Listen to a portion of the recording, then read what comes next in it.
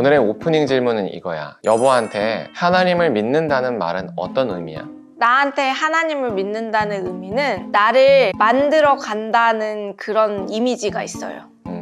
그렇구나. 그것처럼 우리는 하나님을 믿는다고는 표현을 하는데 사실은 그에 대한 개념을 제각각 가지고 있을 수 있단 말이야. 그래서 오늘 시편이 하나님을 믿는다는 게 구체적으로 무엇인지를 잘 얘기해주고 있어요. 그래서 1절 한번 같이 볼게요. 할렐루야, 새 노래로 여호와께 노래하며 성도의 모임 가운데에서 찬양할지어다 라고 얘기합니다. 우리가 성경을 읽다 보면 새 노래라는 게 자주 등장하는데 그 새 노래라는 건 뭐냐면 새로 지은 노래처럼 보이지만 하나님의 구원을 오랜만에 새롭게 경험한 사람이 감격에 이제 터뜨려서 와, 하나님 이러셨군요 하는 의미로서 이해하는 게 가장 잘 이해하기 쉬운 모습이에요. 이해가 됐죠? 네네. 그래서 그 새 노래, 방금 하나님의 구원을 경험한 그 사람이 감격으로 한 그 노래를 해라.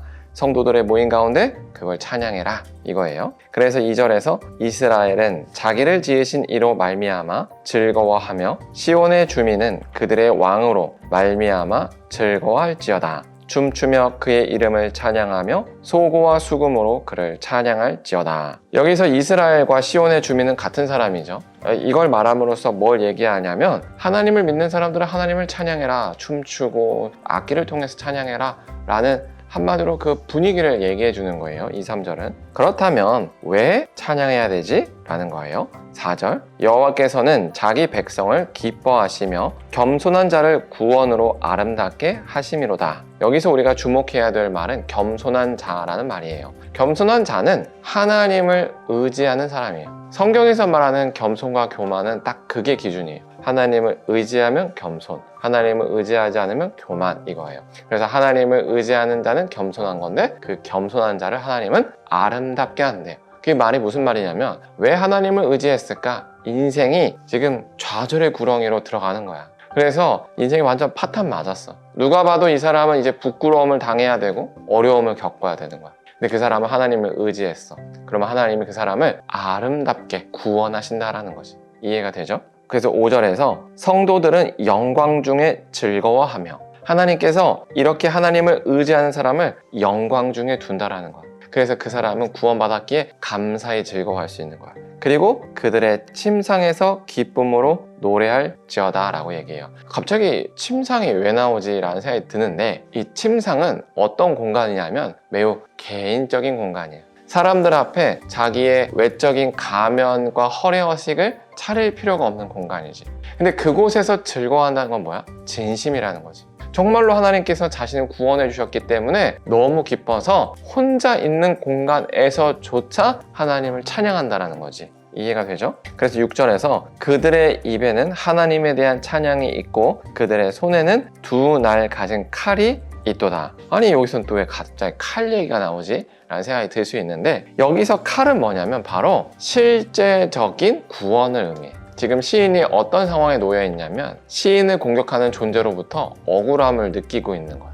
그리고 그것은 이방 나라로부터의 공격이 되겠지? 그랬을 때 이 두 날을 가진 칼은 뭐냐면 하나님의 심판을 의미하고 이 구원이 매우 실제적으로 임하게 된다는 것을 상징적으로 이야기하는 거지. 그 7절을 보면 이렇게 얘기해. 이것은 문 나라에 보수하며 민족을 벌하며 그들의 왕들은 사슬로 그들의 귀인은 철고랑으로 결박하고. 지금 두 날 가진 칼이 즉 하나님의 공의로운 심판이 이 원수들에게 임했다라는 거야. 그래서 그들은 실제로 멸해졌다라는 거야. 그리고 시인이 찬양하는 그 하나님의 구원은 정신 승리가 아니라 정말로 우리의 삶에 실제적으로 다가오는 그 승리요 기쁨으로 온다는 것을 노래하고 있는 거지. 그래서 9절을 보면은 이렇게 돼요. 기록한 판결대로 그들에게 시행할지로다. 이런 영광은 그의 모든 성도에게 있도다. 할렐루야. 여기서 기록한 판결대로라는 것은 약속대로라는 얘기야. 그리고 이 약속대로 하나님의 구원이 임한다는 사실은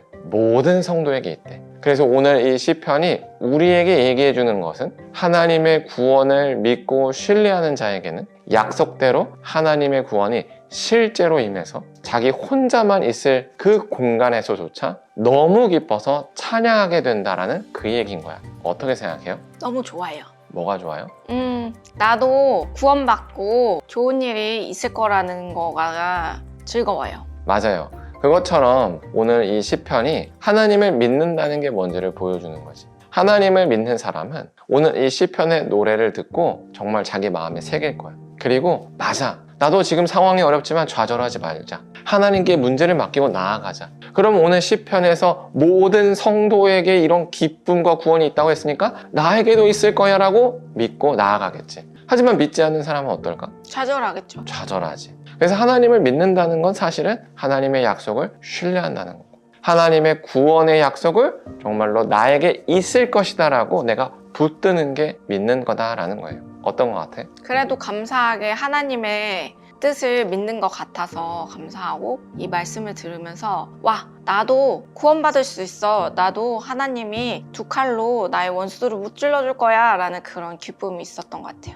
맞아요. 근데 사실은 우리가 이렇게 들을 때는 맞아, 그럴 것 같은데 현실의 문제가 정말 쓰나미처럼 우와 하고 닥치면 화내지. 갑자기 이제 하나님이 안 보여. 그래서 이게 맡긴다고 되겠어? 너 이게 되겠어? 내가 뭘 해야 되지 않을까라는 막 그런 상황이 온다는 거지. 근데 오늘 이 시편이 우리에게 얘기해 주는 것은 뭘 얘기해 주냐면, 우리가 그렇게 쓰나미처럼 큰 문제가 닥쳤을 때는 이미 그 문제의 해결책이 우리 손에서 떠났다는 거야. 이해가 돼? 무슨 말이냐면 우리가 감당할 거를 우리 문제라 여기자. 감당할 수 없는 걸 문제라고 여기는 거야. 그 말은 인정해야 돼. 이거 나 뭐 해결 못한다. 그럼 뭐해? 해결 못하니까 맡겨야 되는 거야. 근데 가끔 맡기라 그러면은 아무것도 안 하고 손가락 빨고 있으라는 게 아니거든. 할 수 있는 건 해야지. 근데 우리가 문제라고 여기는 건 할 수 없는 게 문제인 거야. 갑자기 당장 내일 갚아야 될 카드빚, 또는 누구에게 빌렸던 거, 또는 어떤 사람과의 문제, 또는 회사에서 계약 성사돼야 하는 문제. 근데 그런 여러 가지 문제들은 내가 컨트롤할 수 없다는 거야. 이미 끝났어. 그럼 뭐 할 수 있는 거야? 좌절하거나 맡기거나. 좌절해도 그 시간은 지나가. 하지만 맡겨도 지나가. 그랬을 때 좌절하면 달라질 건 없는 거야. 하지만 맡기면 약속하신 대로 구원이 임하는지 임하지 않는지를 기대해 볼 수는 있는 거지. 그런데 놀라운 건 두 날 가진 칼이 임했다는 것처럼 우리의 기대가 실제가 된다는 거야. 어떤 것 같아요? 너무 기쁩니다.